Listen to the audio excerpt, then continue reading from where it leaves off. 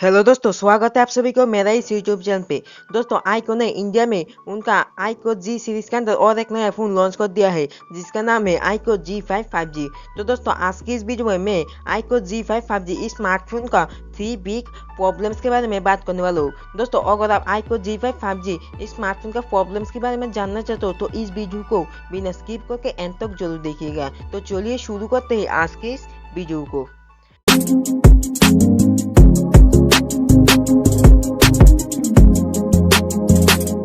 दोस्तों सबसे पहले बात कर लेते हैं IQOO Z5 5G इस स्मार्टफोन का प्राइस के बारे में।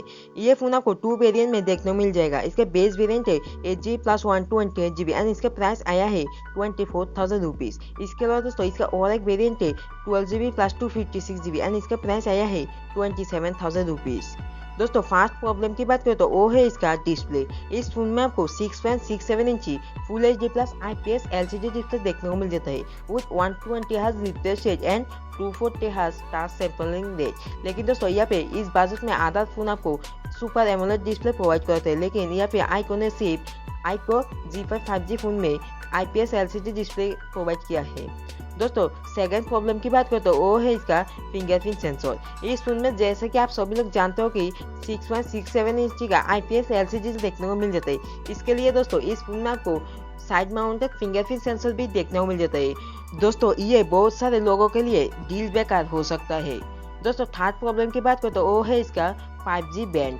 इस फोन में आपको ओनली 2 5G बैंड का सपोर्ट देखने मिल जाता है। दोस्तों इस बजट का आधार बहुत सारे फोन में आपको 11 और 12 5G बैंड का सपोर्ट देखने को मिल जाता है, लेकिन दोस्तों यहाँ पे आईक्यू ने IQOO Z5 5G इस स्मार्टफोन में 24,000 रुपीज़ में ओनली 2 5G बैंड का सपोर्ट प्रोवाइड किया है। तो दोस्तों ये थे 3 ऐसे बिग प्रॉब्लम्स जो आपको IQOO Z5 5G स्मार्टफोन में देखने को मिल जाता है। दोस्तों इन 3 बिग प्रॉब्लम्स को देखते हुए क्या आप IQOO Z5 5G इस स्मार्टफोन की तरफ देखना पसंद करोगे, ये आप मुझे कमेंट में बताना ना भूलिएगा। दोस्तों अगर मेरा कंक्लूजन की बात करो तो प्रायोरिटी डिस्प्ले एंड 5G है तो आप इस स्मार्टफोन को स्किप कर सकते हो। अदरवाइज अगर आपका प्रायोरिटी डिस्प्ले एंड 5G नहीं है तो आप इस स्मार्टफोन की तरफ जरूर देख सकते हो। लेकिन दोस्तों ये फोन 24,000 रुपीज़ में हल्का ओवरप्राइस स्मार्टफोन है।